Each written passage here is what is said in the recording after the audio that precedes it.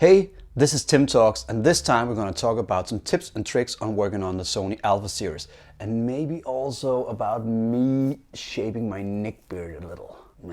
Intro!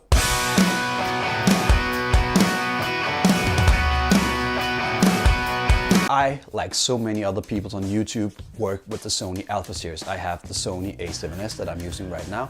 I have the Sony A6500 and I have a Sony A5100. I've used these cameras for quite a while now, so I have some tips and tricks that I want to show. Number one. The first one is already covered widely on YouTube. There's a lot of videos about this, but I'm going to include it anyways. This is an APS-C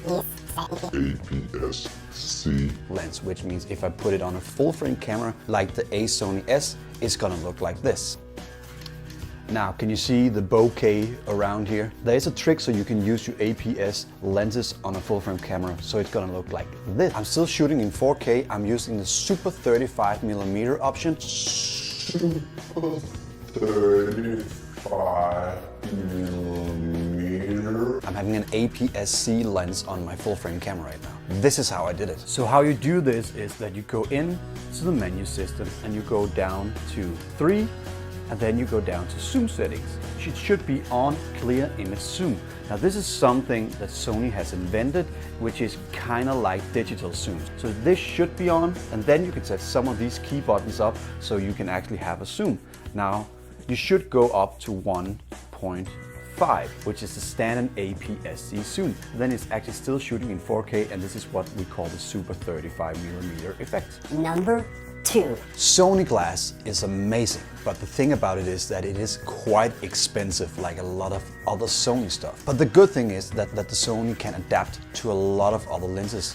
It does that with adapters. These adapters is actually quite inexpensive and opens up a whole new realm of new glass for either Canon, Nikon, Fuji or Sigma. I'm right now using Sigma 20mm for Canon, which I'm using a Canon EF to E-mount adapter on this lens right now. This one, which is a Canon FD to E-mount. This means that you can actually go and buy other glass for your Sony camera, which kind of opens up this world a whole lot more. Number 3. Talking about adapters, we have to mention old Canon or old Nikon lenses.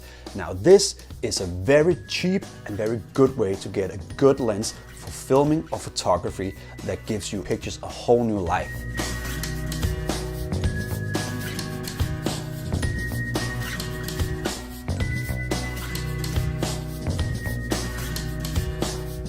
The good thing about these older lenses is that they often go all the way down to 1.4, 1.2 or 1.8, and they are not that big. You can carry them around. And they have a nice bokeh, and they also have a softer look that you can use to tell your stories with.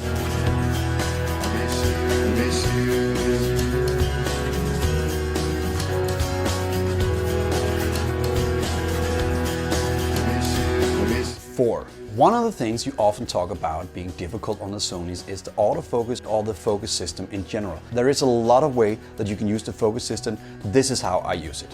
When using Sony focus, it is important to use peak in color. Now I have mine on high and mine on white because that is what I like, but you can also get it on yellow and red, but I like mine on white.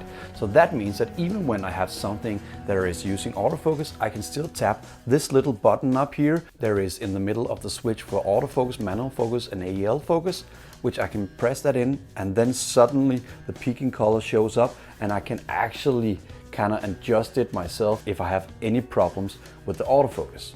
Now that helps me out a lot, especially with filming.